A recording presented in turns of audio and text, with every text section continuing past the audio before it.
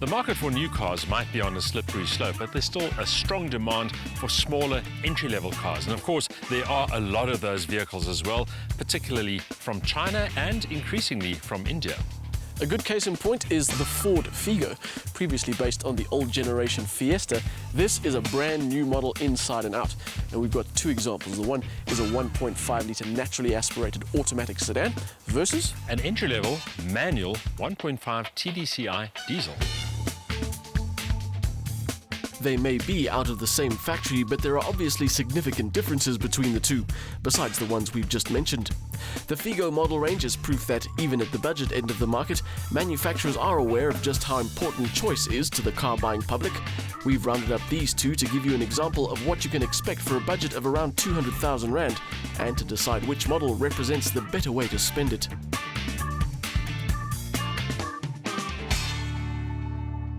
This all-new Figo has a personality and a character of its own, and in hatchback form, it's quite young and quite frisky, although I have to say, because of these small wheels, it has an almost too upright, too short stance. The sedan doesn't suffer from that particular problem, only because adding a boot has made it look a little slab-sided from certain angles, and it also suffers from wheels that are just too small. That's not to say that either of these cars is unattractive. Although they have their quirks, they're not exactly ugly. Budget in this case doesn't mean basic, and both Figos here have some good elements to their makeup. Ford's styling genes are pretty obvious, with both models featuring strong front ends with a signature trapezoidal grille and chrome accents. The rear styling is less individual and a little generic in some ways, but the overall impression is that this is a car with its own sense of style. This entry-level Ambiente spec surprises on some levels and disappoints on others. On the plus side, you get 2 USB ports, Bluetooth, aircon and central locking. But you have to do without a rev counter, without electric mirrors and without electric front windows. The titanium spec, which we have in the sedan, gives you all of those things, plus some nice extras as well, like climate control and Ford's sync system with voice control. Layout in both cars is good, with good materials and build quality. In the hatch, things are definitely on the somber side, with a color scheme that is almost entirely black. It is a comfortable setup though, with rear space being about what you'd expect in this class.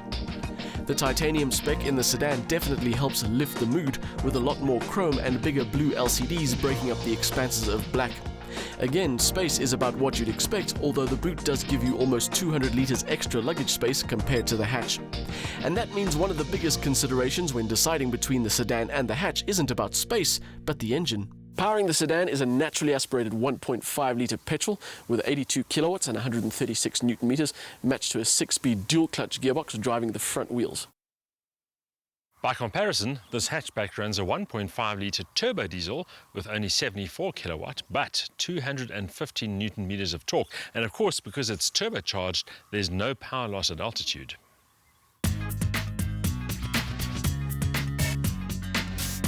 The diesel motor is only available in the hatch.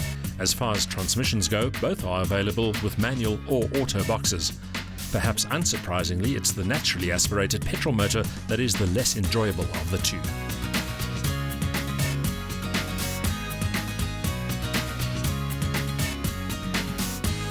The 1500 motor is the least enjoyable thing about the Figo sedan.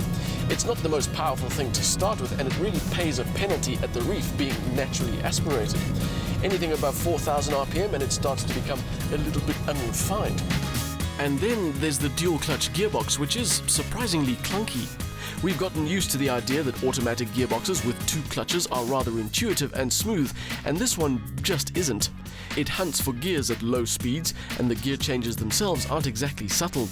Compared to its smaller hatchback cousin on test here, the major drawback of this engine is that it has less torque coming in higher up the rev range, and that can be frustrating.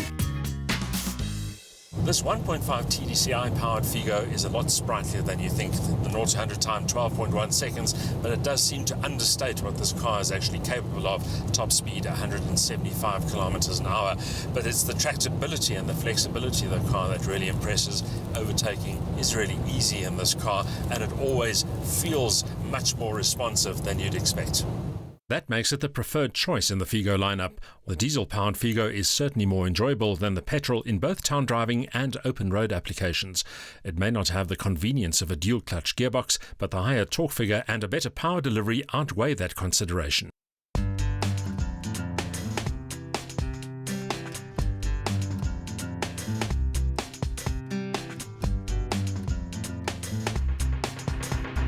At this end of the market, price is what it's all about. People make a lot of their decisions based on what they can afford and the value for money expressed by the vehicle. And in that context, 158,000 Rand for the entry-level hatch Figo probably sounds like quite a lot of money. But then what else would you buy? Well, the sedan costs over 200,000 Rand, and for that you get a bit more space and a bit more spec and obviously a bit more comfort as well. But for our money, I think the Trend mid-level spec offers the best value for money. And from a driving point of view, the diesel is definitely the one to go for. Absolutely. So if it was our vote, probably the hatchback because it looks pretty, the diesel because it goes better, and the Trend spec level because it reflects the best value.